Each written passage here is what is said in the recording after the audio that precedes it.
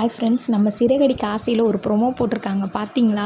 என்ன நடக்குதுன்னு பார்த்தீங்கன்னா, மனோஜுக்கு தாலி கட்டி கல்யாணம் முடிஞ்சது பத்தலைன்னு அவங்க கனகா அம்மா ரிஜிஸ்ட்ரேஷனுக்கு கூட்டிகிட்டு வந்திருக்காங்க. கூட்டிகிட்டு வந்து ரிஜிஸ்டர் மேரேஜும் நடந்துக்கிட்டு இருக்கு. முத்துவும் மீனாவும் ஏதோ ஒரு விஷயத்துக்காண்டி இங்கே ரிஜிஸ்ட்ரேஷன் பண்ணுற இடத்துக்கு வந்திருக்காங்க. அவங்க வந்து மாடி வீடு கட்ட போகிறாங்களா, அது சம்மந்தமாக வந்திருக்காங்க. வந்திருக்கல இங்கிட்டு கனகாவுக்கு நல்லபடியாக ரிஜிஸ்ட்ரேஷனும் முடிஞ்ச நிமிஷத்தில் முத்து மீனாவும் அதுவும் ஒரு பக்கத்துலேருந்து வந்தவங்க காரை எடுத்துகிட்டு போகையில் பார்த்திங்கன்னா, மீனா வந்து மனோஜை பார்த்துட்றாங்க.